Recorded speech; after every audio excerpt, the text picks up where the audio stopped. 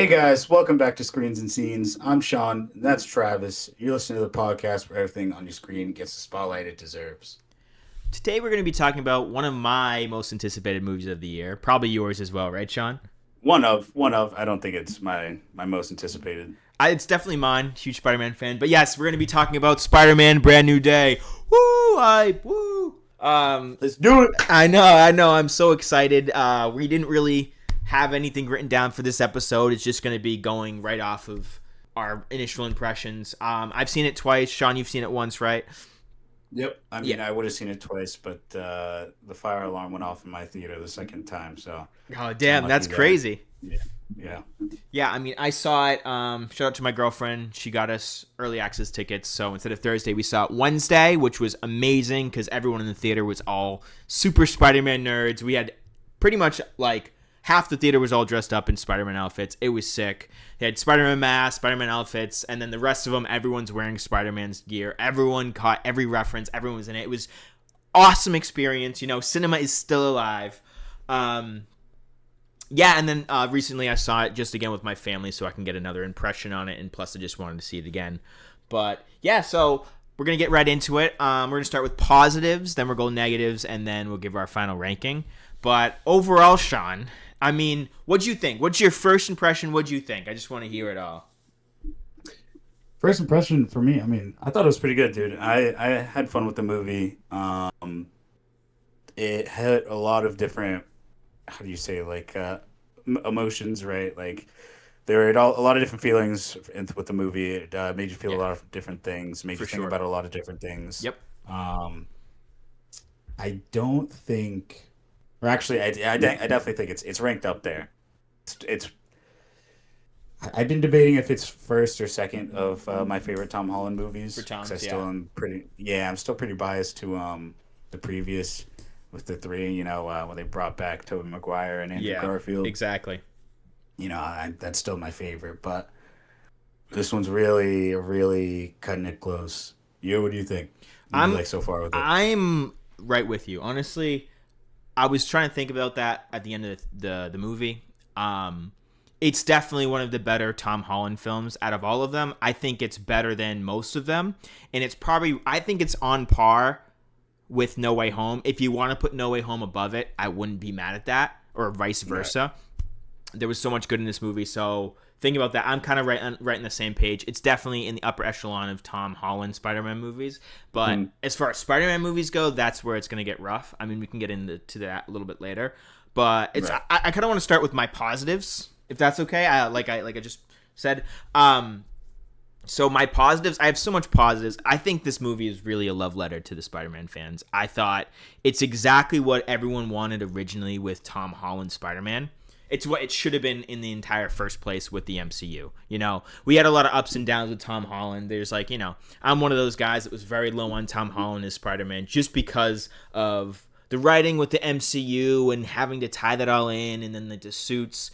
Because for me, Spider-Man is an Iron Man Jr., and that's a lot what the MCU kind of made him out to be. He was more You're right. gadget forward. He was less powers. He didn't have his like Yeah. Yeah. full, whatever. Plus, it's a little different take on Spider-Man, and I get that, right? It's supposed to be like a different Spider-Man. Like, oh, he's the younger Spider-Man. I get it.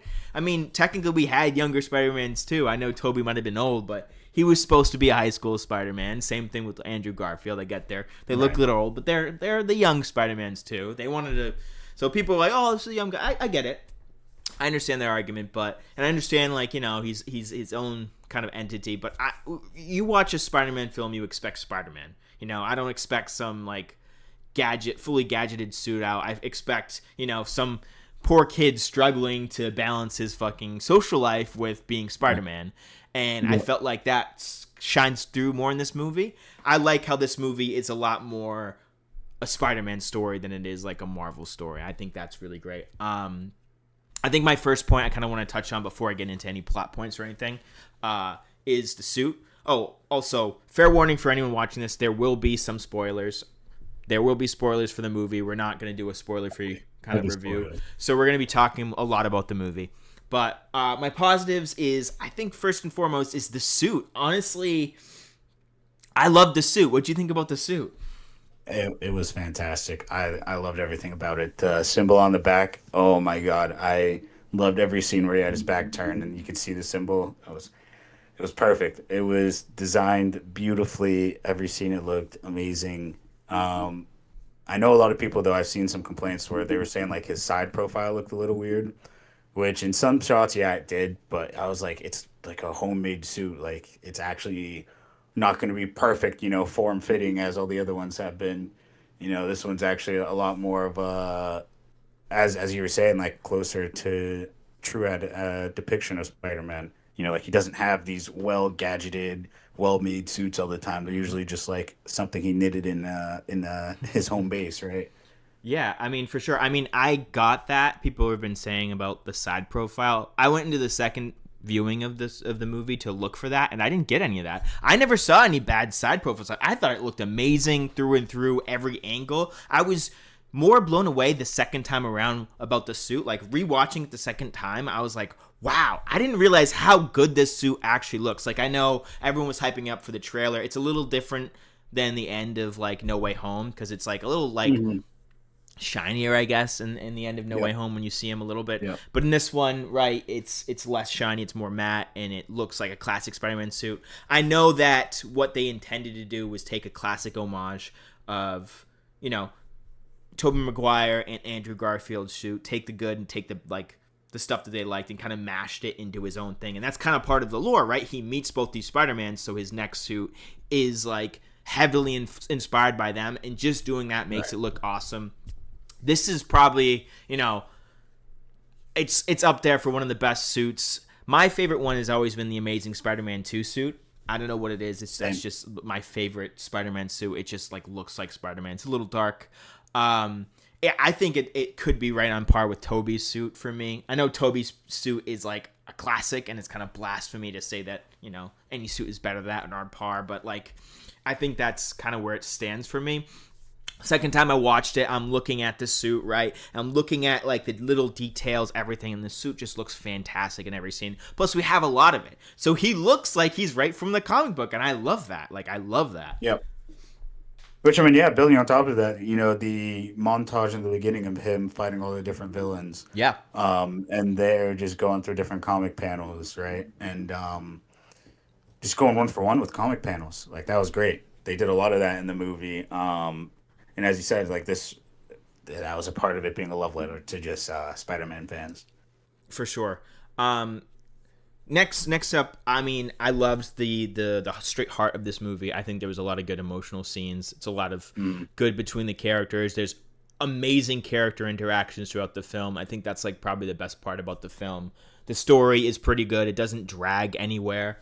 Um, Yeah, I don't think so. Yeah, I mean, they starting didn't spend off, a lot of time you anywhere. you do have like this little montage at the beginning of showing him what he's been up to, right? He's been Spider-Manning and, get all these cool action scenes. It's supposed to be the comic panels like you just mentioned. So you see that when he's fighting like a couple of the baddies, right? So we have Tombstone, we have Boomerang Man, we have Scorpion. I think that's it. Is there another? I don't think there's another person in the kind of like intro. But yeah, and it gets right into it. What do you think? Yeah, so my favorite thing, or another one of the good things they did in the movie, was the introduction of damage control and just Frank. Like Yeah. everything felt pretty natural, you Hmm. know, with the new Avengers, or as everyone knows it, Thunderbolts. Yep. Them meeting up and teaming up, like it felt natural in the movie, but it also, like you could tell it was orchestrated, right? Yeah. Um, Just pop Yelena this, in there. right. This one it felt a lot more organic, and I loved how they established Frank and Spider-Man Peter Parker. They established their relationship Relationship. Yep. before the movie. Yep. Yeah, like that kind of just gave it a little extra time, or that gave the movie back time. They didn't have to spend developing their relationship. Like they could just drop him in and they just take him off. Go right from there. And For that was sure. great seeing him come in. He added so much to the movie, man. I'm not gonna lie. I He know. added so much depth to the movie. That is another one of my positives actually that I wanted to touch on is like Punisher.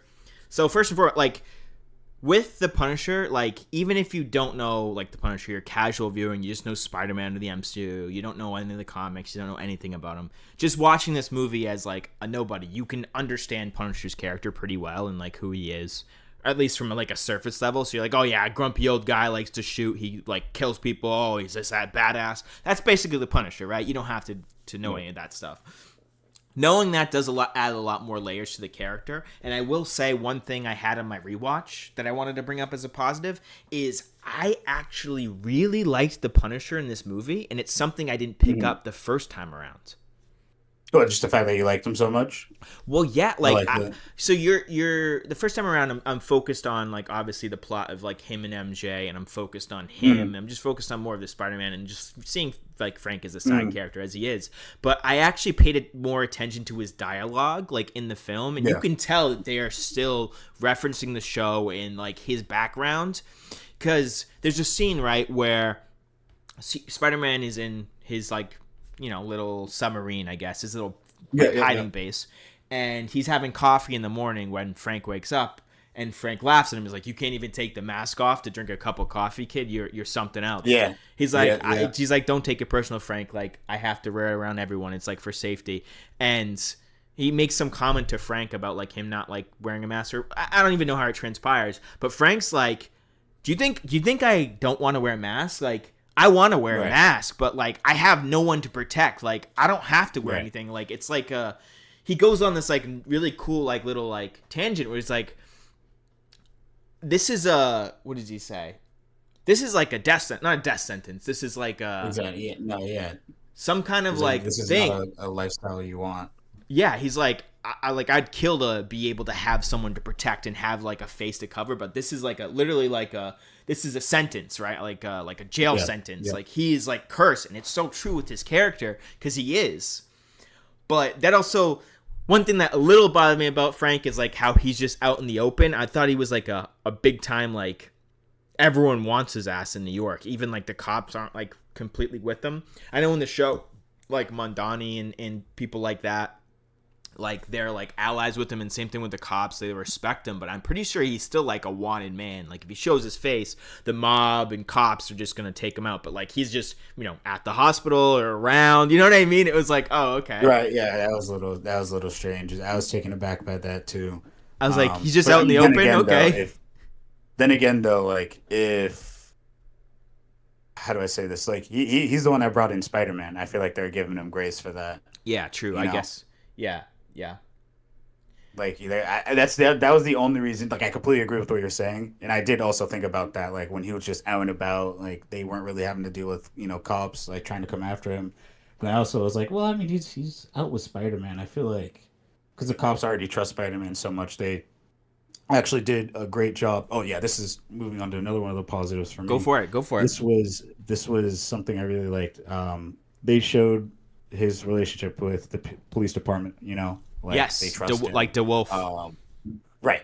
They trust him. They essentially let him, go above the law. Like, in the contrast for Batman's world, police department hates him. Gotham PD hates him because they're like, you're some vigilante. You can't go above the law. Whereas in Spider-Man's world, they're like, oh, like, absolutely. Go stop that villain. Well, which is, to your point, like, Spider-Man is beloved in New York, though. Like, New York loves Spider-Man in real life and in the comic books and any media of that. Everyone, Spider-Man is well loved because he is the hero of New York, and literally, that's like a big part of the movie, which I love too, is like really showing the love for Spider-Man that New York always has. Like no matter what he's in, it's like New York loves Spider-Man, and it's true. It's true, and you can see it with the cops too, where he's clearly doing stuff illegal, and she's like, "Hey, that is like super illegal." He's like, "Yeah. Right. You gonna do something about it?" She's like, because, like, he is working with the cops, and he's a good guy, and all cops understand that because all cops love Spider-Man. It's all good stuff. He's not, like, treated, and I like that it's not so serious, like, how other shows treat vigilantes. It's more like, right, yep. It's lighter and handles it, like, I guess, kind of like the Spider-Man games. If you ever played the Spider-Man, like, PlayStation games. Yep. where he is working with a lot of the cops a lot of the times. I forget the cop's name, but they're on the phone, they're working together, police scanners, like, so they have a Yeah. working relationship with Spider-Man, and I'm glad that they finally explored that, because Same. Yes. they kind of do it, but kind of didn't in the other films, where it's like, so Toby's just kind of listening to police scanners. The police don't like mess with them, but they're still like, oh, it's Spider-Man, you can't do that. But Andrew is like, obviously the first one, he has scuffles with the cops because, Yep. Gwen Stacy's dad and everything, and then they let him go. And then the second one, it's like, oh yeah, we love Spider-Man, so it's chill. He's gonna save the day. Let him do his thing. This one, Right. good about it both. So yeah, that is a good positive that you brought up. What I wanted to talk about, going a little bit back to Frank Castle. I actually really liked him the second time around. I actually wanted more Frank Castle in it. Is that weird to say? No, dude, I wanted more from him too. Which it was like, dude, every scene he was in, it was great. When they were fighting the Hulk, like he had so much character, Yeah. so much personality. It was funny seeing him scared like that. You know what I mean? When the Hulk was slamming down against on the ground, sending that shockwave, and he was like, "Oh shit!" Yeah. Like Yep. that was great. Like that is, when he did that, I was like, yeah, that is so Frank. But that was just also funny to see him like react that way and actually be that reactive. Yeah, exactly. I mean, I like how they kept his character true to the prior stuff that they established and kind of the comics, Yep. and trying to fit him into the MCU, where they did a good job of not just like making him like, too Mickey Mouse, too baby, too destroy. Right. They actually like kept him like the same, which I really enjoyed. Even like his Which, yeah. interaction with MJ's and stuff. But go on, sorry, go on. Yeah. No, yeah, like I was gonna build off that too, like with what you brought up earlier with him grilling him about not taking off his mask for a cup of coffee. Like the fact that he was like grilling him about not, drinking coffee, right? When he gave Daredevil flack for not being able to make coffee in the show, when he ran out of power. Like he always cares about coffee. Yeah, That's something I was like when that happened, I was like I couldn't help but laugh in the theater. that was funny. I didn't remember that till you brought that up. That's pretty funny. But Dude, yeah, no, like when he did it in the theater, man, I started dying laughing. I was like, "Oh my God, like this is Frank Castle." And you also touched upon another positive, the Hulk, but we're gonna get into that in a second. I think we'll start talking about it now. I love that they introduced Bruce Banner. Obviously, Bruce Banner, a college professor, is funny, and that whole interaction with like the people in his class where they don't even care about like physics, they just want to ask some questions, is like so real. Yeah. Did you notice that the girl that asked him a question was about the Thanos question was supposed to be Silk? I'm pretty sure that's the character. Oh no, I didn't know that. Yeah, I forget her name. I think it's Cindy is her name, is her first name. I can't remember her name off the top of my head, but I know that people have references like, oh, that's supposed to be Silk, blah blah blah. So we'll see if that's true, if that even comes to fruition. I don't think they're gonna even go down that route. But I mean, another positive I have is being able to see the Hulk in this film.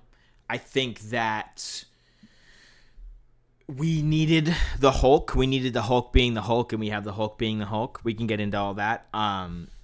It kind of upsets me that we've gotten this far without having like a true Hulk film, and it's only in a Spider-Man movie that we're getting him back. Yeah, I think seriously. I think there might be some licensing issues with it, but we've just had like no good Hulk stuff, and he's one of Marvel's biggest IPs. Yep. Going into like, let's just say, talk about the Doomsday trailer, right? You don't see Hulk, and I'm sure he's in it. Everyone's in it. Everyone's got to be in it. But not seeing Hulk in Doomsday is like a big detractor for me and probably a lot of people, because you want to see the Hulk. He's a heavy hitter. You want to see him with the rest of everyone else. So you're bringing everyone else. Right. Like, we want to see the Hulk. I guess we can't really talk fully about the Hulk scene until we address the elephant in the room about the plot and basically the whole thing about this movie, so essentially the plot is Spider-Man is mutating, right? So Spider-Man's body is mutating. It's going a little up and down with the spider hormones, and he's trying to figure out a way to negate that because it's just affecting him in kind of bad ways that he like assumes. So we have the organic webbing, just like Tobey Maguire. That's kind of coming out. And it's coming out in a more logical sense because, right, his DNA is mixed with the spider's DNA. So it is kind of logical that it kind of could give him something like that to kind of like splice his DNA as far as doing things with it. What did you think about the whole transformation, the whole organic webs? To be completely honest, that was actually one of the negatives for me in the Really? movie. Okay. Yeah. For the sole reason that, how do I explain it? Like, it's how many times are we gonna go through a movie with Tom Holland where he's relearning his powers? Like how like, I thought he Yep. was already established as Spider-Man. Like Yep. wasn't that the whole thing with not Magneto. Mysterio. Forgetting yeah, Mysterio. Like that's when he finally gained Spidey sense. All Yeah. right, Far I and Far thought From that's when Home. he was fine. Right, like I thought that's when he was finally like a fully realized Spider-Man. Yeah, where And he then it was realized his like strength and he realized, oh, like this is how my spider sense works. Like you thought we're exactly. over that. Yeah, I understand that. Exactly. And then yeah, and then like I'm okay with them getting rid of the web shooters and making it organic now. Like I'm okay with that. I honestly kind of preferred it as the web shooters. That for me, I mean, I don't know. I just prefer the web shooters. Some about it is just more fun. Um, Adds a layer to it. Yeah, for but sure. yeah, it just adds a layer to it. But when how do you say when it was doing this again, I was like, okay, maybe they'll do like the Venom route. Like that'll be cool. No, it was just like him relearning his powers. And I'm like, no, come on, like we've done this before. Yeah, I I I totally agree with that. I wasn't like it was still good. Don't get me wrong, it was still Yeah, very well executed. yeah, for sure. Um, I just wasn't a fan of it. I just like how many times are we gonna make him relearn himself? You know, I know. I or at least think his powers. Relearn his I powers. agree. I didn't like that as well, as far as like that aspect. But I think what they're trying to do is trying to like essentially make up for the other movies that he's been in and the other stuff where he's like a little weaker and stuff and like that where he doesn't do a lot of Spider-Man stuff. So they're trying to make Right. him even more like to scale with like a normal kind of Spider-Man. So Yeah, their yeah, way of yeah. doing that is like, oh yeah, he's got another power boost. Like this is like we're just trying to scale him up for the next movies, you know, to make sense Right. in like, you know, heavy hitting with the Avengers like he should have been. So because it's very inconsistent with Tom Holland Spider-Man. So the I think the director Dustin Creighton kind of understands probably the character a lot more. I think clearly he Mhm. does. I don't know if he had a part in writing the movie. I think he did, but he clearly Mhm. understands what fans want. Spider-Man. He seems to be a Spider-Man fan himself, and it kind of shines through. He's like, okay, well, I don't like the way that these do this, so we're gonna have to make some excuses for him to lose here. So that's just kind of a plot device. I feel like it was a plot device Right. to boost him up and also to make him lose in certain situations. I think it was just to make the plot kind of like roll, which I completely get. And honestly, I do like him having organic webbing because in a Spider-Man sense, I'm both. I'm for both, right? Growing up, I thought Yeah, that yeah, yeah. Spider-Man had organic webs till I got Same. a different piece of Spider-Man media at the age of probably like I don't know 7, and I was like, oh my god, he doesn't have organic webs. What are these things? Web shooters? What? But like either one works for me. I don't really care. The transformation scene was interesting. I mean, we go into the whole apartment scene too, which fun fact. So it starts off with him going. They're in New York. His friends are in New York, and he's gonna Mhm. go to. He crashes their party with the Tame Impala "Loser" soundtrack. You know the song, Right. which Yeah. I thought was hilarious because like I think the day prior, me and my girlfriend went to see Tame Impala at TD Garden. So it was kind of like I gave her a little nudge, like, "Oh my God, look, Tame Impala's in Spider Yeah, Man yeah, yeah, too." yeah. It's like big kind of like reference to the show we had. It was a little cool little thing. People say that he's in that scene, by the way. Kevin Parker, Tame So Impala. I did see that. Yeah, I did see people saying that. I didn't see I any did not see clips him or though. like yeah. I did not. I rewatched it the second time. I didn't see him. But so we have him reconcile with his friends. You see a lot of cool Ned stuff. I thought it was really cute that. So he's been tracking them throughout their entire college career through like Ned's social media, right? So he's watching Yep. them. Like he's such a fit, like just trying to stay connected and be a part of their lives, even though he can't.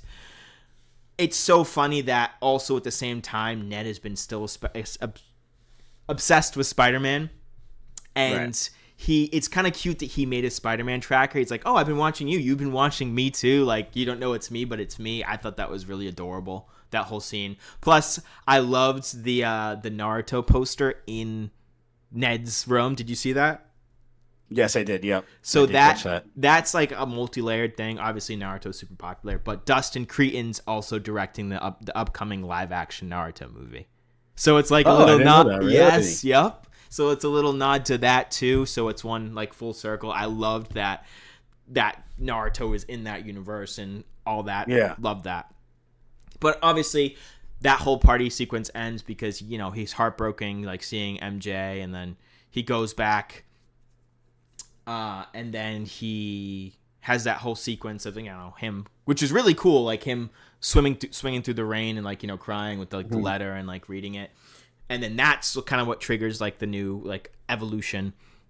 So I liked that whole thing because it made like a whole aspect of another character kind of play off of it, which we'll get to in a second.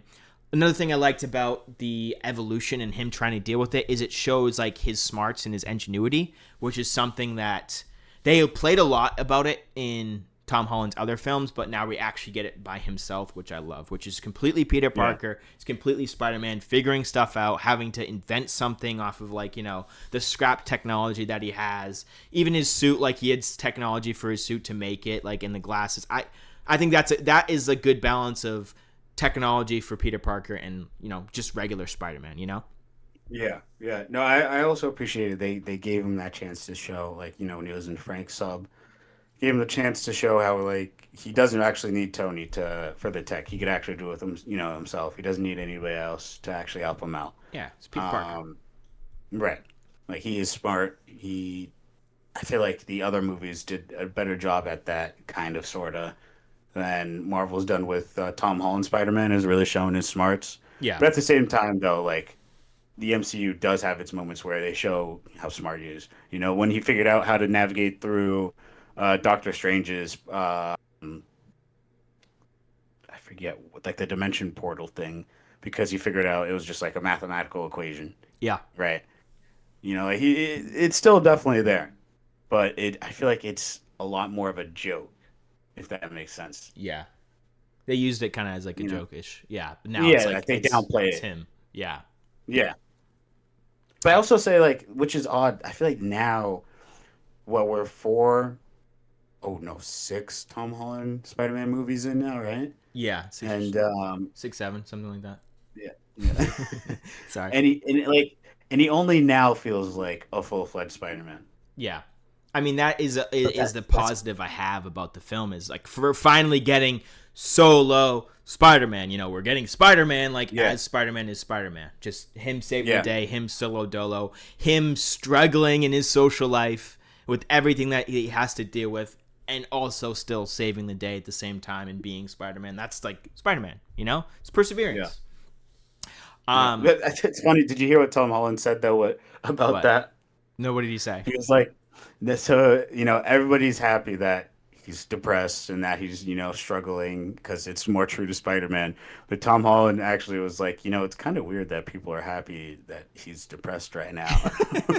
No, but that's like, it's his character. Like Spider-Man's character is about like trying to do everything and not being able to, but like still like doing the right thing. Because if you think about Spider-Man, he's this guy with so much power. With great power comes great responsibility, right? He has to save the day, but still lose in life because he's not going to use his powers for evil. He's not going to use his powers for like any kind of monetary gain or anything like that. He doesn't do that. Obviously, he takes pictures of himself to sell it to Jonah. You know what I mean? Like that's a little different, but like he won't. He is so like such a good person, so responsible with all that stuff. He just won't, no matter what bad financial situation or terrible life situation, he won't use his powers in that way. He just won't. He'll only use it for good, for doing something selfless, and that's Spider-Man, No, I was happy with every single representation they had of him. I really feel like I don't know who was in the writers' room, if it was a different set of people for this one, or Yeah. if it's been the same group for other ones. But I feel like whoever wrote this one, they really understood who Spider-Man was, A you know, thousand and percent. it definitely showed in the movie. Yeah, I 100% mean, showed. so did you watch it at AMC originally? Yes. So AMC, unlike the rest of the movies I saw, had a little like before clip of Tom Holland thanking all the fans and saying like, "Hey, this is all Yep. for you guys." I thought that was Yep. awesome. I thought that was really cool. I really liked that they did that, and it added something more for me because they didn't have that at the other theater that I watched it. So Really. no, So I don't know. Well, I'll admit, and this is I don't know how to say this. Um, I feel like I don't know if that's just a special thing for AMC, but a lot of movies do that. Like the Dune it movies might did be. that. It might be Um, I'm trying to think what other movies did that. Some of the last Captain America movie did that. nice. Um, but yeah, a bunch of them do that. Oh, that's cool. A good chunk of yeah. All right, I do Dang, have one more thing I like to say before we get on to the biggest that's plot another reason why I plot like point. AMC. Yeah, I know. I know you're an AMC A-lister. So, So um, biased, so biased. you know, Sponsor me. yeah, type shit. Me too. Me too. Anyways, before I move on to the biggest plot point of this movie and like the biggest talking point, I do think it's funny that Spider-Man and Punisher are now working together because obviously John Bernthal and Tom Holland have worked a bunch in a bunch of different movies. They're both in the Odyssey. They're both in like some of the highest grossing movies of all time together. You know what I mean? Like right Yeah, now, yeah. and together they're both have both two successful big blockbusters.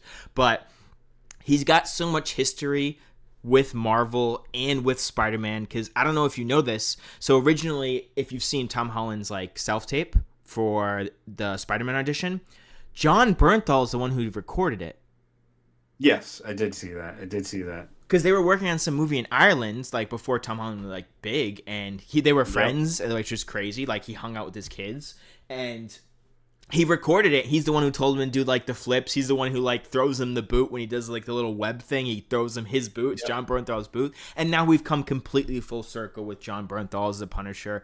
And like he literally like they both had so much hands in their pot in this movie in these characters that I love that. I love that it's all coming full circle. I think that's so awesome. No, I agree. I mean, they are two devoted not characters. They're two devoted guys to the characters. Um, and I love it. I love it when, especially for comic books, because you don't see that too often, right? For comic book characters, when the actors aren't in it just for the money, but they're actually in it to give the portrayal justice. Yeah, exactly. Exactly. So moving on to the major spoiler of this entire thing. So going into it, I knew that Sadie Sink was in this movie, right? I Yep. think everyone saw that. Everyone theorized their character. So I was telling my girlfriend, I was giving her a little rundown of the film before we went and watched it. I said, so Sadie Sink's going to be in this movie. No one really knows what her character is, but everyone online assumes it's Jean Grey. And I said Jean Grey would be really cool and it would make sense. And as everyone guessed it, and it was completely correct, it was Jean Grey. Right. Which, I mean, little typecast. I mean, to have like a ginger actor, like it was kind of too on the nose for me. But like I was like, you know what, cool, awesome, love Sadie Sink, love the character, whatever. But how did you feel about them introducing Jean Grey in a Spider-Man film, or having Jean Grey have interactions with Spider-Man?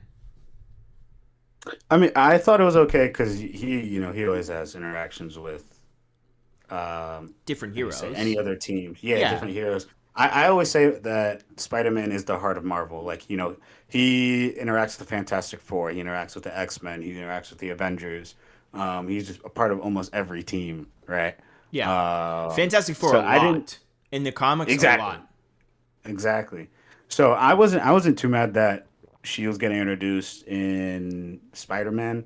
I was honestly kind of upset about how they're portraying her powers, though. Okay. Yeah, like it's definitely a different take.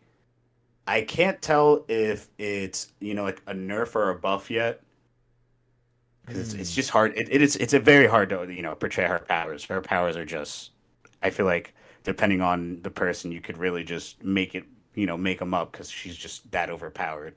Yeah. Um, but it's definitely different because she's not at the point of being Phoenix, so it's not fiery, right? Well, Um, yeah, but that's not going to be for a while down the line. exactly. Um, but it's still interesting that they're like I don't like the way they were doing her powers, like how it's just like the way they chose to portray it. It was just interesting, like how like everything's vibrating, like it's not like I don't even know how to describe this. Like it's not like she could just send a beam at you, right? Like Yeah, it's she's altering your perception of reality. but that's pretty true to Jean Grey's character originally. I think it's definitely like an early on Jean Grey. So at first he Yeah, just thinks her powers is like mental manipulation because that's what her powers, like her one power canonically originally was telekinesis, right? Like right. anything with like brain stuff. So we know that she's able to mind control, get into people's heads, do all this stuff. Much like Charles Xavier, she's like a telepath. Yeah, So it's a very early depiction. She doesn't know like the extent of what her powers are till she gets kind of like with damage control. They start doing that little right. experiment. Which, side note, I thought that was going to be some like beginning of Cerebro. Like how Cerebro, like Professor X puts on the Cerebro and he like broadcasts his powers. Sorry, all over the world instead of just like in Oh like yeah, a yeah, yeah, yeah. his like vicinity. It just like increased. I thought that they were like testing that and they're doing it early, but it wasn't. I also thought for some reason the person that was going to save her because Jean Grey was in it was going to be Professor X, and then that was going to be some opening crossover. Mm, But yeah, we see that they help her kind of develop her powers with whatever she's using. Like she kind of breaks through, and now she's able to kind of like figure out. Oh, she's got telekinesis, right? She breaks the cuffs off. She's like right. controlling Yeah, things yeah. around her, like all the glass. It's like okay, cool. Now we're getting into like traditional Jean Grey. That's Jean Grey.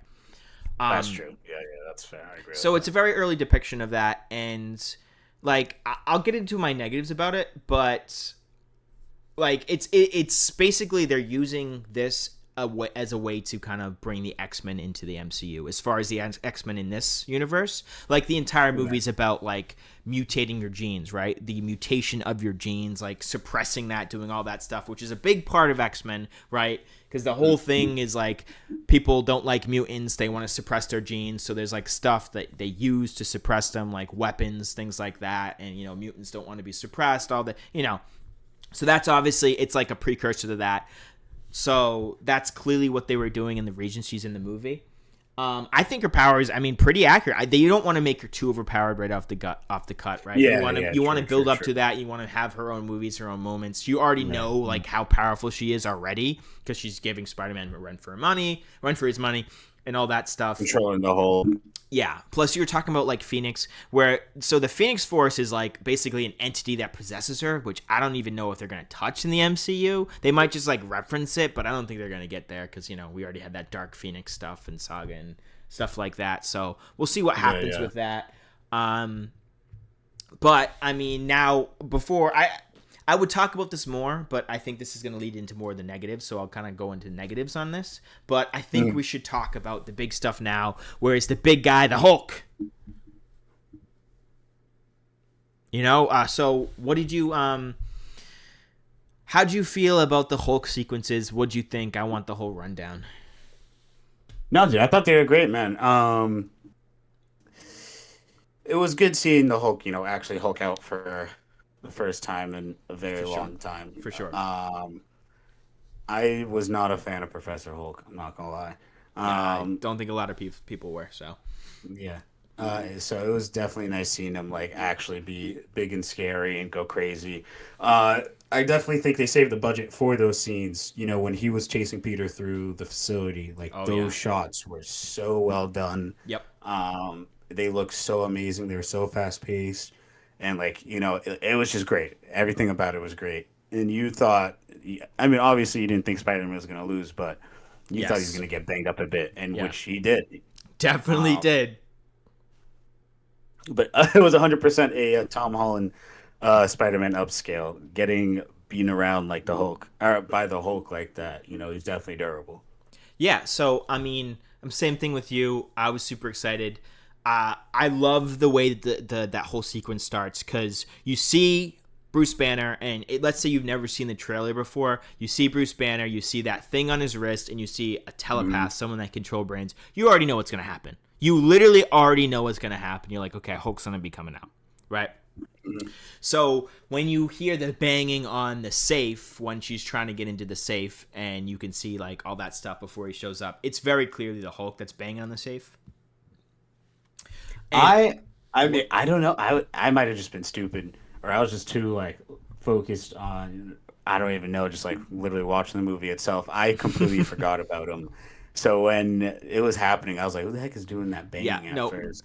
I knew that, and then so you see him walking in, you hear banging, you see him crawling in. So automatically, I love the way they shot that. They shot it like a horror film, because the Hulk's true form is it's a monster, right? He's supposed to be so strong and so big and angry. It's scary. It's literally terrifying. Like in your real life, if the Hulk was real, like if he was right next to you, it'd be the scariest moment of your entire life. You just freeze and just die. You know what I mean? Like, so they shot it like that, right? You have him crawling around and being like kind of like horror movie-esque. You get jump scared, right? He drops down from the ceiling. It's Jean Grey, and she's like, Jean, blah, blah, blah. And then obviously he gets fucking boom, hit with the rock. Who is it? The Hulk. But it's the Professor Hulk this time around. So the first time he shows up is Professor Hulk. So that's interesting, because so they're fighting, right? And you're like, oh shit, it's the Hulk. Like, oh my God, he's going to mess him up. But did you notice that like the Professor Hulk not only was like Professor Hulky, but he's not really messing up Spider-Man like the Hulk would. Like, cause you think like, oh my God, it's going to be the Hulk. He's going to be like messing him up. Obviously, we know Peter Parker's really strong. He can tank hits. He's super durable. He's super strong. He can probably go blow to blow with the Hulk. Not a full powered Hulk, but that Hulk, right? But he's still kind of like not fucking up everything like he should. That's because Jean is in his head at that moment when he's like half Hulk, half Banner. So that's Jean's controlling him. So it's her fighting style with the Hulk. So that's why he's fighting kind of lamely at first. Did you pick up on that? Well, I mean, yeah, he was smaller.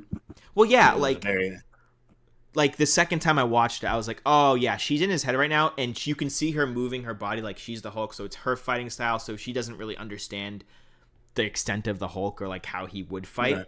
So it's still a little bit of Banner, a little bit of Hulk. So he's not fucking him up. Plus we have Frank pulling up to that scene, which is fucking hilarious. Yeah. Because he's pulling up, fucking blasting him. And he's doing a good job, because he's like, so the only like weakness as far as like if you have a gun against the Hulk is shooting him in the eye, so at least he can't see. Like, you know, it's like making him flinch. And that's exactly, it's the Punisher. He's going to hit his shot every time, so he's blasting him in the face like he should. Right, exactly. But it's also really funny that the Punisher's there, because they have that little like meeting, and he's like, "You just don't want to fight Hulk." He's like, "Yeah," and that's like so legit. You know what I mean? Exactly. Yeah.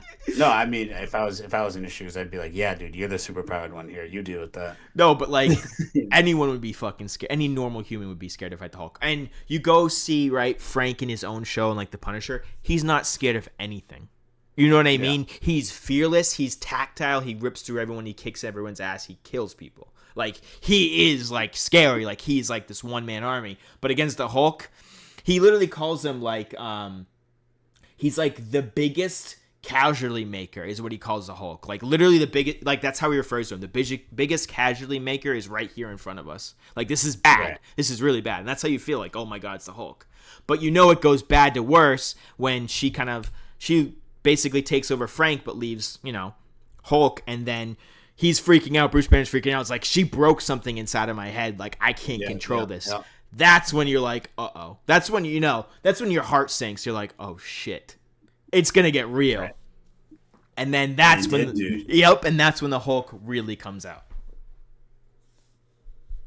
Yeah, no, like I said, dude, when he was chasing him down that, I have to remember, it wasn't an elevator shaft. It was a hallway. Yeah, he chased him down because they just like throwing him outside the building. He's destroying the building like Hulk should. He's the biggest we've ever seen the Marvel Hulk. Exactly. He's huge. Dude, like I said, which is awesome. peak. So good. Yeah, dude, I wait for this, man. I know, and I mean, you also have him like basically as soon as he gets his hand on Peter, like smashed him a couple times, and Peter gets on his back, which is super Spider-Man, obviously, because he can tank his hits like a little bit, but you can't like fully like fuck him up. He can't fuck up the Hulk. He can hurt him, but like No, exactly. Yeah. So he's just gonna like play around his strength, which is his speed, his agility, his spider sense.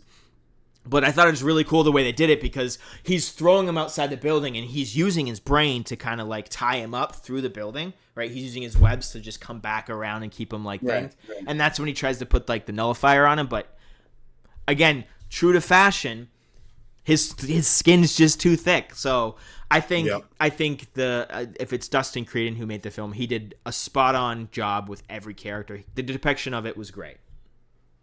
Exactly. Yep. Like I said, dude, whoever was in that writers' room, man, they knew who they're writing for, or about rather.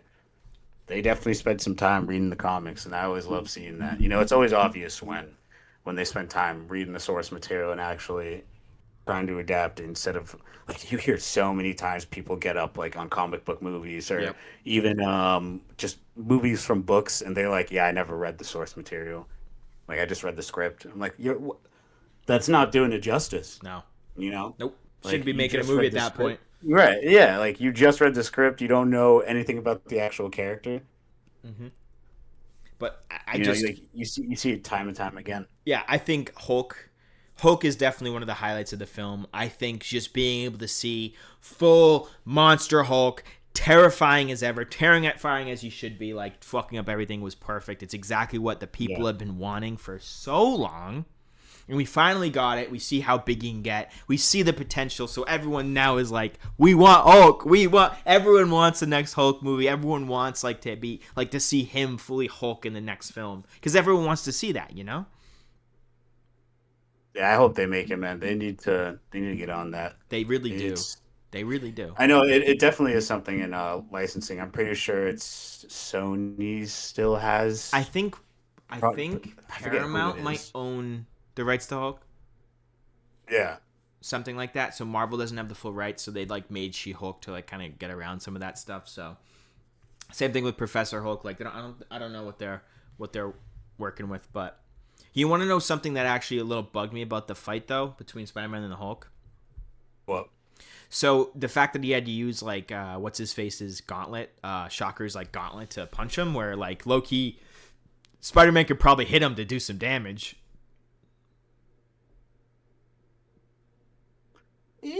Yeah. I mean, this Tom Holland in the first on the Homecoming film did lift up that fucking building. So I'm just saying. If he wasn't, I guess he's nullifying himself. Well, hold on. We're also comparing. You're saying someone that lifted a building. You're comparing that to someone that lifted all of New York. Yeah, I know.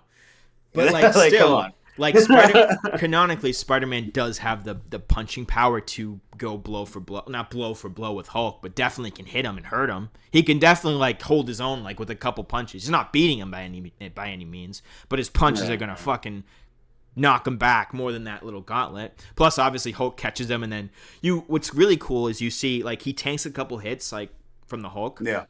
But like when he takes a lot. But like when he's like full Hulk, he didn't tank direct hits. Like when he's like full enraged Hulk, he dodges both the shots, and then Hulk grabs him, and then is about to punch him because that punch is gonna fucking kill him. So then he was like, "Oh shit!" But they did like a really comic book thing where it's like Spider-Man has a good relationship with the Hulk, and he can see good in people.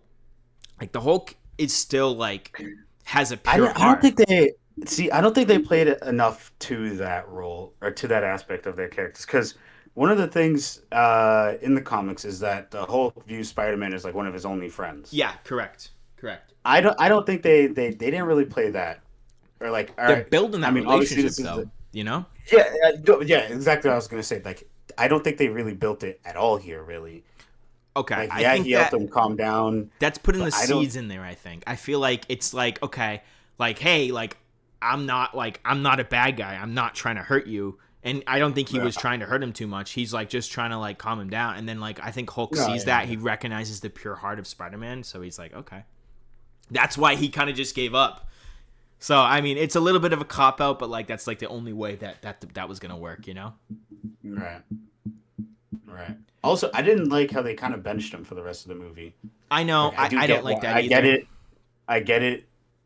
But I also was like, come on, man. Yeah. You could do a little more. they wanted to do too much more with the plot. Plus, like, yeah, Bruce Banner's gonna like just immediately go, "I'm so sorry. Did I hurt anyone?" He's gonna freak out. It's like that's just not me. Right, right, Immediately yeah, shut yeah, down. yeah, yeah, The yeah, one yeah. thing that bugged me a little bit, but I guess they cut kind of right, is the Hulk is somewhat impervious to brain like mind control. I don't know if you know that. Yeah. So that's like one of his abilities is like he's like impervious to a lot of attacks. Like one thing is like mind control. So when she like controls like Bruce Banner, it's half Bruce, half Hulk, so it's not full Hulk. So I Right. think that's the way I got around it. I don't think she could control a full Hulk. But then the only thing she could do was break that kind of like link between Bruce Banner and the Hulk to kind of let Hulk out. So I Right. think they did that pretty well. But yeah, and then I mean the ending was cute too. We'll move on to like the last little bit. I think the ending was pretty cute. I mean, you have him fighting the Hand, which I think I was a little pissed off that like he wasn't like doing better against the Hand, but I know that that's part of the plot. Like he has to then fully accept himself because Jean Grey being in the movie is her like saying you got to accept who you are because mutant and proud, right? So he's in that Right. whole stage. And that's what he does. Like she makes him accept that, and that whole fight sequence was that. And when he does, then he goes, full on Spider. He goes, "I'm not just like this creature. I'm also Peter Parker." And then kind of like realizes who he is, which is like a little corny, little like overdone, but to be expected. But what did you think No, about it's, that? yeah. No, I like the end. I didn't, it was cute too. I didn't really have any gripes with the ending. There was nothing. I don't think you could end it in any other way, honestly. Yeah, Um, but I mean, trying to I didn't like the Aunt May stuff in his brain though. I thought that was kind of weak because obviously really. she's been in so many people's brains and she's been looking for like she doesn't have a mother figure. Like her mother wasn't good to her and her sister, right? So she's been in so many people's brains. She never thinks she had like someone had a great role model that helped them out. I don't know. I didn't believe that, but I get it. Aunt May is like transcendent because like Spider-Man's different, right? She can't get into his head. The spider senses. Another accurate thing is she can't control Spider-Man because his spider senses will kick her out. That's Right. legit. That's real. Even when he like lets her in, like it's what he kind of like wants to see, and she sees like his role model and the person that makes him like who he is, and I think that broke through. So I guess I mean I'm for it and like against it. So it's I'm back and forth. No, I didn't mind it. I thought it was better than how on the nose Thunderbolts was with the power of friendship. Yeah. So Okay. yeah, I thought it was a little like at least it wasn't the power of friendship is what I'm getting at. Yeah. Honestly, like looking back in Thunderbolts, right? Like what ended the movie, what got Void to stop, Yeah. right? Was Bob, them Sentry, all Void. yeah, letting him know that he's not alone, letting him know he has people there, and like they essentially just hugged him, which made him stop. And it was literally the power of friendship. Yeah. Like that is the most power of friendship type ending Marvel could have ever written. Mm-hmm. Whereas this one, like it had a little more heart to it, at least. Where it wasn't even like you're not alone. It was just like you don't have to. You're more than your powers. Like you dictate who you are as a person. Yeah.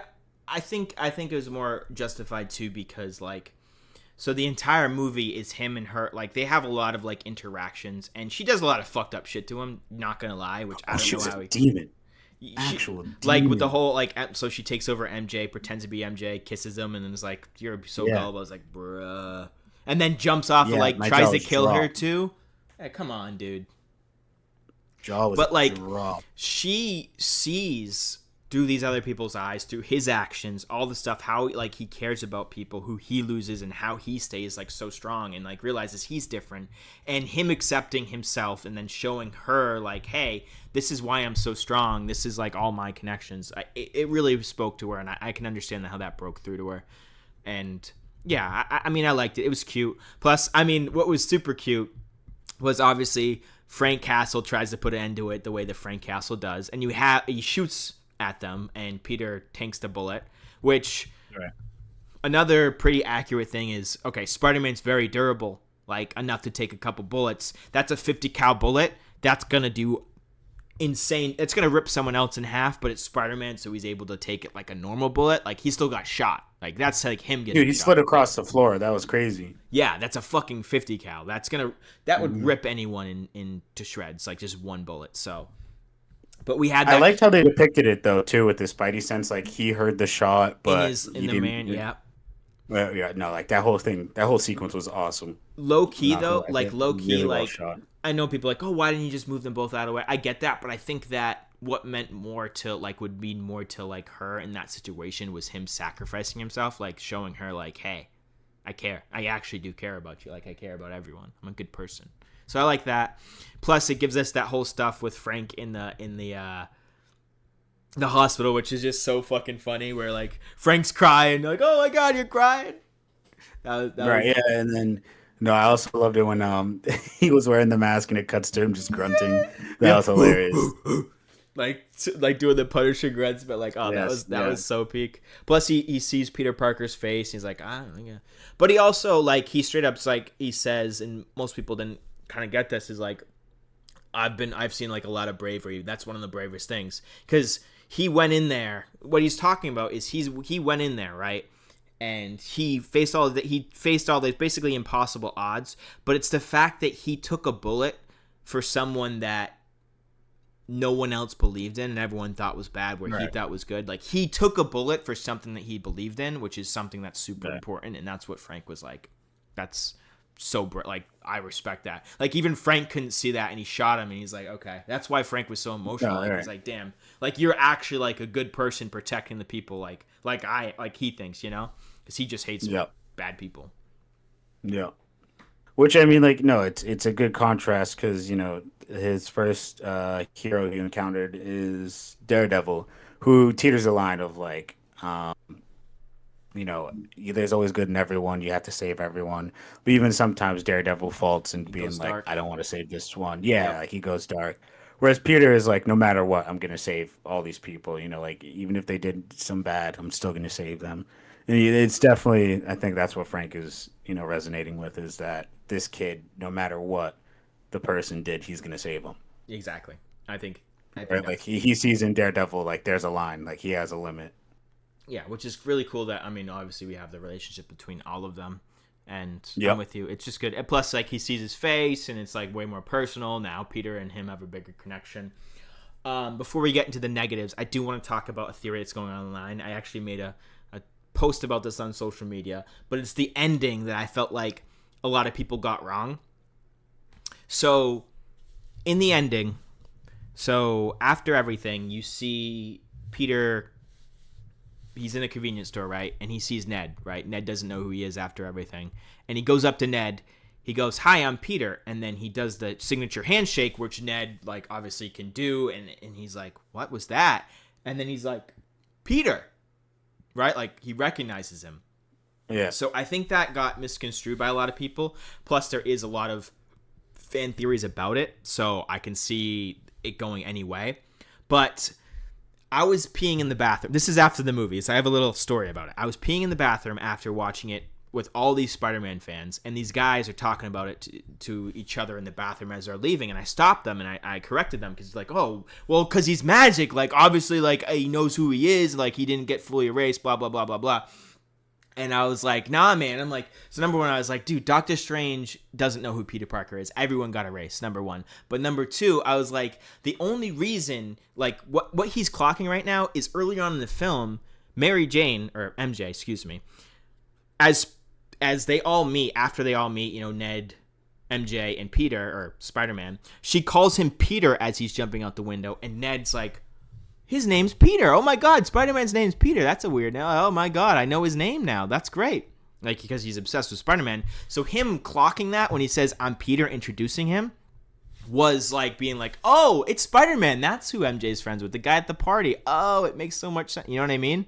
But more importantly, like, I think that whole handshake was kind of just like a muscle memory thing, because muscle memory doesn't go away. This is my theory. Muscle memory doesn't go away.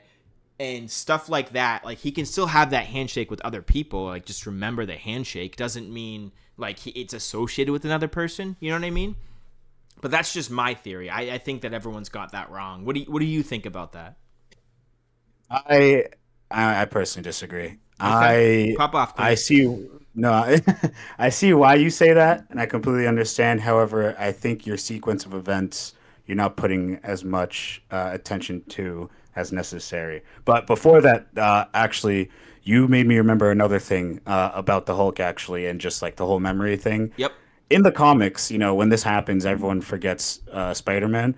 One of the things about the Hulk is that magic doesn't affect him, and he Mm. remembers still after like Oh, everyone that's else. another layer to it. Maybe you Yeah, remember yeah, yeah, yeah. Spider-Man from the battles. Okay. Well, no, no, no. The movie didn't have that happen. The Hulk doesn't remember him. But I'm saying like in the comics, the Hulk remembered him. I wish they had kept that true because that would have been just cool to see. Just another separation of how like the Hulk is more than just something that came out of a bottle. Like the Hulk is something that's beyond magic. That's beyond. Yeah, he's like own person. You know. Exactly. Yeah, yeah, yeah. Yeah. That was just something that like you were going on that, and that just like literally just came to my mind. I was like, oh my gosh, like I wish there was something they put in. But the reason I think, okay, here's my thing about it. I personally think that Marvel is gonna keep the fact that Ned doesn't remember him, and they're gonna like rebuild their relationship anew. That is what I personally think is gonna happen moving forward. Correct. However, I do personally think he did remember who he was in that moment because, hear me out. He, you said the sequence of what happened. Like he saw him in the shop. He comes up. He introduces himself. He says, "Hey, I'm Peter." Right? He already heard the name. The handshake comes after, but they didn't do the handshake earlier when he was in the costume. So when he does the handshake and says, "Oh my God, Peter," he's not remembering he's Spider Man. He's remembering Peter Parker, his best friend. Hmm. Yeah, That I definitely see I it don't differently. I don't know. I don't think it's because how would like think about that, dude. If your boy and you forgot your boy and he comes up and does your secret handshake, you're not gonna remember like, oh my God, you're actually Batman on the side. No, you're gonna remember your boy. No, I think he didn't really register like the handshake. It's probably a handshake that he just knew how to do. Like it's muscle memory. This is my theory. It's like it's muscle memory. Like that just like makes sense. do you have any personal handshakes with your friends? Not anymore. Not since I was like a little child. Dude, okay, like if one of your like exactly, if one of your friends came back from your childhood and did that, dude, you're gonna like get all the memories back of you and that person, like you and that like childhood friend. It's not gonna be him and all of his ventures on the playground. No, man. It's the thing is, it's like it's magic. Like so, the thing is it's magic. It completely erases Peter Parker. Like he like magically doesn't exist. When it's magic, it's the complete cop out, right? It just cuts it all out. So the way that I saw it is like this is like a weird thing. Like maybe Ned has this like handshake or MJ knows about the handshake. Like it's just a thing he does with like people. Like it's just like something he invented. So when he does it after the memory wipe, it's like someone like something with other people. Nah, So I think you're putting because you're putting too much weight on something you haven't seen. I'm just saying like I I I highly I don't think he Like remembers he that he's because Peter. like look at the sequence. He already introduced himself as Peter. And then Yeah. he literally goes, "Oh, you're the dude from the party the other day." Well, he says that Like first. So they like yeah, but yeah, wait, let me finish. Let me go finish. go go go. Like they've already established that Ned remembers Peter. Ned knows Peter like as he currently is. Be like like no memories. Like he remembers him from the party and only the party, not like their friendship from before. Like that has already been established, right? So like at that moment, you could already say he should be able to remember Peter, Peter party, Spider-Man Peter at my crib. Like that is more than enough for him. He is smart enough to be able to have that deductive reasoning and say that this is Spider-Man in front of me. I'd say any educated person can have that inference. Once they do their handshake, their special handshake, that's when he goes, "Oh my God, Peter!" He's already had multiple reasons to remember him. So That's why I say okay. it's he's remembering his friend. Like he like it's so he's already introduced himself. Like they like I don't know how that correlates to Spider-Man. Like obviously he's obsessed with Spider-Man. I see how it correlates. But It's the like whole thing with. Go he ahead. didn't yell, "Oh, Spider-Man." He yelled, "Yo, Peter." So, my whole conjuncture to that, my whole separate thing, is Yeah. the way that it happens, right? So he goes, "Hi, I'm Peter," and then he reaches his hand before Ned can react. He reaches his hand out, and they do that handshake, right? And then after that is when he's like, "Peter, oh," because the first thing he says is when he walks up, he's like, "Hey," and he goes, "Oh, hey, you're the guy from the party with the flowers, right?" Because he's holding flowers. And he goes, "I'm Peter." Reaches out his hand. They do the handshake, right? My whole thing is like, let's say you have something that you develop from a friend, right? Let's say like you have a signature like cheers, right? Or like a drinking thing. So we already know that Ned remembers like things that like Spider-Man has done, the stuff that around his like classroom, like shit that happened to him, like that he doesn't like not remember that. It's just that Peter Parker, the person, like him, like his entire existence, he doesn't remember.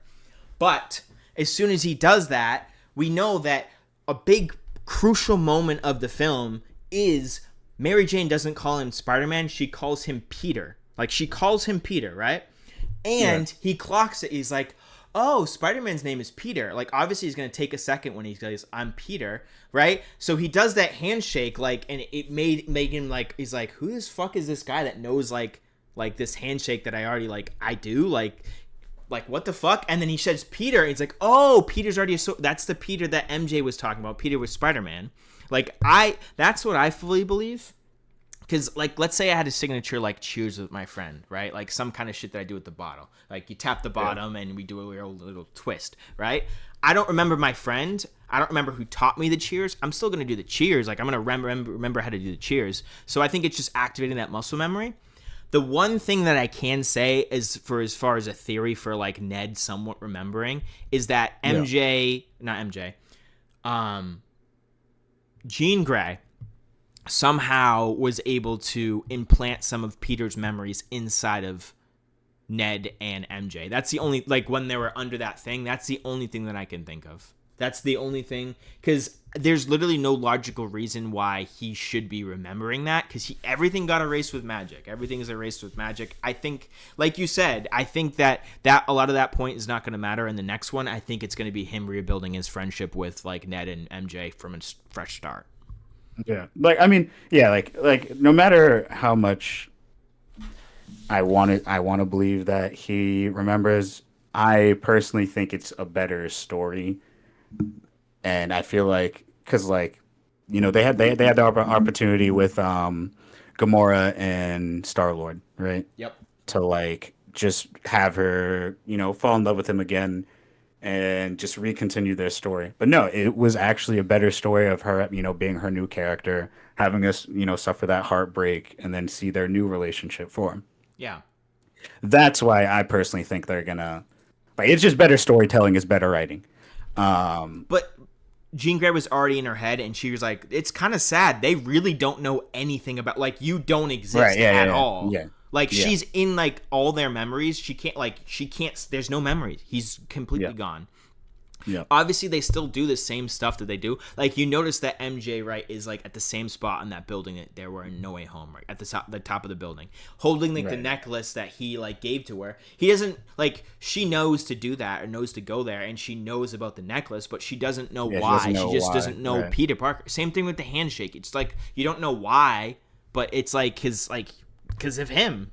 So it's like Okay, that whole but okay, thing's wait, kind of but erased. counter argument, Go for it. Go for like it. just to build off right there. Yeah, yeah, yeah. You're saying they don't know why, but like MJ, like going to those places, doing those things. Ned was just given his why. Like you really don't think he still doesn't remember? No, I don't think Because like, that because like, that wouldn't have like, brought dude, back like I memories feel for him like, at all, man. It wouldn't dude, have. I feel like, because I completely understand. I need to rewatch it because I also don't remember him having a reaction when she said Peter when he was leaving. I'm Yeah. pretty sure he just sat there and he didn't say a word. No, he did. Um, He's like, Spider-Man's name is Peter, okay, all right. CEO of sex. So I don't know, man. I feel like the handshake would have been done when he was in the suit for him to like be like, "Oh my God, you're Spider-Man." No, it's that whole thing with Peter. You have to trust me on the rewatch. It's a big thing that No, she calls it's him definitely that Peter, moment. not Spider It's Man, and definitely he that. clocks like, oh, Yeah. Spider Man's name's Peter. So the No, I know. next Peter he I'm not meets, refuting that. I'm not refuting yeah, that. yeah, I'm not yeah. refuting that. I understand it's that moment. I'm just saying, I think in that moment, I'm saying, I get what you're coming from, and why you're using that moment to be like, oh, he's going Spider-Man, Peter Parker. I completely understand that. What I'm like urging you to think more on is it wasn't Peter that made him like light up. Like, yes, Peter was said to him earlier in the movie, and he was like, "Oh, Spider Man's Peter." When Peter introduced himself, like that should have been his light bulb moment. Like, yo, Peter. Like, why is the next person? Like, why is the reoccurring person I'm meeting right now Peter? Right? Like, that should have been his light bulb moment. That wasn't the light bulb moment. The light bulb moment was the handshake. That's what I mean. Like, that eureka moment should have been hearing Peter. Like, you even kind of said it earlier. Like, he heard Peter and he was like, "Oh, like yeah, like I remember you." But no, that's not what made him remember. It was the handshake, and like the handshake was never done in the movie at all.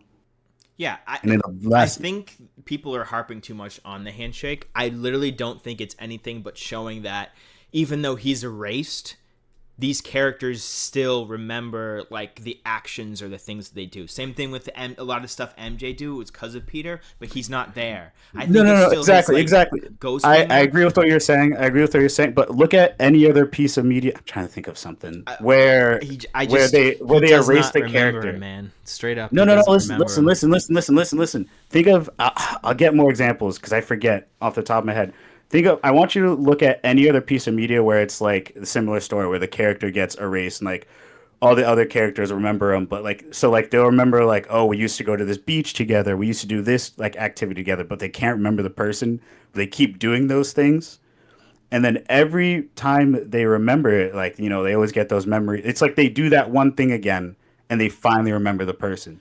Like that's how it always works in every piece of literature. Is like they do that one thing again and then it unlocks all their memories. You're so That was that right. one So thing. you're so That was that right. one thing. Listen, That was that one thing. you're so right, but the problem is it's never magic. It's like amnesia or some kind of memory loss. It's never magic. Magic's like fucked and permanent, right? So Doctor Strange like casts a spell and that's that. It's a severe cut. That was the whole reason like MJ or Jean Grey was like, there's nothing in these kids' heads about you. Like they don't even know who you are. Like I'm like the only one. Like Right, this right. is it's like a severe cutoff. If it wasn't for magic, I would have hope. Like, oh man, he remembers him because of that. That's so cute.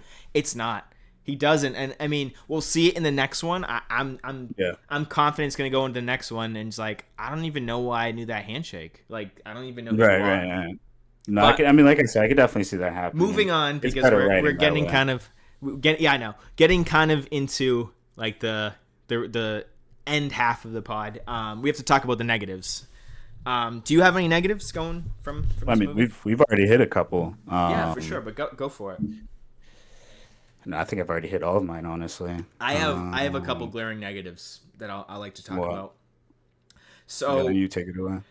so I know we talked about Jean Grey, like they want to introduce the X-Men, right? So they have Jean Grey in this movie to introduce all the X-Men characters slowly into the MCU and all this stuff.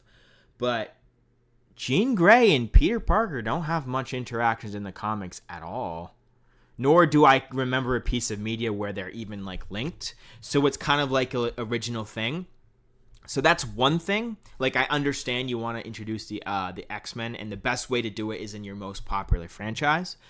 But I don't like that we had a hero or a couple of heroes as the main antagonists of the film. I really don't like it. We had a couple like of Spider-Man's rogue galleries in the beginning of the film, right? Wouldn't it be Mhm. more interesting if one of the characters from comic books with the biggest rogue gallery, right, the largest amount of cool villains, actually was fighting their villains? I thought that would just a complete missed opportunity, and I don't know why they didn't just lean into that. Yeah, fair. Right? And that kind of bothered me. Like we're using a superhero instead of a villain when you have so many characters that you could introduce from Spider-Man's rogue galleries that would make a completely more intriguing story that could still introduce these characters, but we could have a Spider-Man story that's Spider-Man. Come on, like what are we doing? Like it could have been way more Spider-Man rather than way more big picture Marvel. And I didn't like that at all. You can still keep the Hulk and Punisher, like whatever, that's fine. But why are we not focusing on more of his? Like that's just kind of like bugged me, especially like you showed Scorpion in the trailers. We knew Scorpion was going to be in it. Why wasn't he a bigger part of the movie? Why wasn't he like he was barely in the movie? Like he was just used as a pawn. You know what I mean? Like that kind of bugged me. I think that was a huge missed opportunity and one negative I have about the film. I I can understand why. I personally think we're just too past them, honestly. Like I feel like if we really were to fight this Sinister Six at this point, like that's just a regression in terms of like who he's been fighting. Like that should have Why? Because No Way been Home. around when Like No Way yeah, Home, you like kind of had a little well not taste of that. not even no, not even, bro. Like he's been fighting in space. Like that should have been back when Mysterio was around. Like I feel like we're just so past the Sinister Six I and them guess, being like but and them being like any sort of threat. but Like but Spider-Man's never passed the Sinister Six. Their problem is they're powerful, and obviously Spider-Man pulls his punches every time. But he's supposed right. to struggle with them. It's supposed to be like a thing. Like they kidnap MJ. Like there's totally a missed opportunity in story here, rather than just using another superhero as the antagonist of the film. Like obviously we have Damage Control. Obviously they're the bad guys. I think that was like a no-brainer. Like they show up, you're like, oh, clearly they're gonna be the bad guys. Like some government body is like they're doing some weird stuff. But Right. like I don't know, it's such a missed opportunity because like you have you have a Green Goblin in that kind of sense. You have like all these other characters, so you're kind of like limited in what you can use, right? Yeah. And like we had Scorpion because we haven't seen a Scorpion before. We already had Vulture, so we had all these people. You could have used like a bunch of other people and it would have been interesting, or like had some like extra depth, or even introduced like another villain. You could have even done like the Venom crossover, and that could have set up the whatever in the Secret Wars. You know what I mean? Yeah. Like that would have been super interesting, like more Venom, and then that like could have led into him getting his black suit. People would have loved that. Would have loved that. I mean, did I enjoy the film? Yes, of course. I really liked this movie, but I just felt like I didn't want to see another hero as a villain. I want a villain. I want villains. I want his amazing villains because I'm watching Spider-Man. I'm not watching I don't want to just watch him. I'm watching Spider-Man. I'm not watching an ensemble movie. Right. No, I get that. But I mean, that's what they always are, though. Kind of like Spider-Man movies are an ensemble. Like they're always just studded with enemies and villains, and I kind of hate that they do that. Um, like you know what I mean? Like there's always at least like a minimum of three people he has to fight in every movie. Movie. But Black Panther, Killmonger's the main antagonist, right? Yeah. Captain America, you still got Red Skull. Thor still has like they're still fighting their own enemies. They have but they don't have they're not fighting a superhero. It was just kind of like a weaker way to introduce the X-Men, which it's fine, but like I just wish it was a Spider-Man driven story with Spider-Man characters mainly, and then stuff like that. Like it's fine, but that's my big complaint with the movie. I know you said earlier, maybe you didn't mention it, but you didn't like that some of the scenes were a little fake Oh looking. yeah. That okay? Yeah, that is true. I'm happy you did bring that back up. Yeah, Yeah. Some like, dude, 90% of the movie. Excuse me. Sorry. I don't know. It wasn't CGI or I don't know what it was, but 90% of that movie just looked fake. Like the whole scene in Elena's office, the water did not look real at all. that Um, was for good reason though, because they made it really cloudy yeah, and blue because they couldn't show off the nudity, and she's like which naked under there. Same thing with him, a so okay, a okay. You can that make it can a hot slide. tub and Yeah. no, not even, dude. You can make it a hot tub and like just add steam. Um, there are other ways to film that. I felt like that was a cop out, and like a lot of the scenes kind of felt like cop outs Oh, in terms of like didn't bug me much. Sorry, it bugged you. no, it bugged me a lot because like I was comparing it to um TASM 2, bro. Like there were no moments in that movie where I felt like they're saving the budget here in favor for a scene later. Like it Hmm. felt like the budget was spread throughout all the entire movie, which I know, granted, like it wasn't as big of a scale movie in terms of Yeah. like what they had to, like we had the Hulk in this, we had Scorpion, and like they just didn't have to do as much, which I can understand. But like if you're in a scene where nothing's going on, and the two people are just supposed to be sitting in water and it doesn't even look real, I feel like we have a big problem here. Oh, I mean, I found that really funny, and it's a good scene. I don't feel that way, but I can understand where you're coming from. I think No, a lot of I some love this set scene. I thought it pieces was funny. some set pieces do look a little like too filmy. Like I feel like the stuff around his apartment or like Ned and MJ's apartment or like it's just like the same set over and it looks like a film set, doesn't look like New York. Until you Yeah. obviously get to like the tank scene, they shot that in New York. That looks like New York, but it felt like definitely like movie esque. I can understand what you're saying. There wasn't a lot of like bigger feel to that, not a lot of outside shots. Oh, quick. Sorry to do another quick tangent, but a quick little thing. So Tobey Maguire's Spider-Man, the swinging sequences, right? So it's very like outscale. It's like you're watching like a Spider-Man swing. It's whatever. Andrew Garfield's are more like third person. Like you're watching. It's a little bit better than Toby swinging. Right. You're more like on the back of Spider-Man. He's doing a lot more crazy sequences, and it's more like first person. Where Tom Holland's, I felt like you were supposed to be in the perspective of Spider-Man as he's swinging, which I thought was really cool. Like, so when one of the first like swinging sequences, like the camera like pans down and it drops you like you're dropping from a roller coaster. Did you notice that? Yeah, but I didn't really feel like that was anything Oh, revolutionary, I, honestly. 'Cause I I thought that they did that a lot better than any other film. Obviously, The Amazing Spider-Man 2 has my favorite singing swinging scenes, but this one felt like it was really there. Like you're really there. You're really with Spider-Man. You're dropping it. You felt the weight of each swing. I feel like they did an awesome job kind of encapsulating all the weight of each swing and like feeling like you're really getting thrown through New York with Spider-Man. Like even when he like lands, he's like jumping and he lands on that little platform and you hear it like everything, like hear him breathing, everything like whoa, whoa. It was great.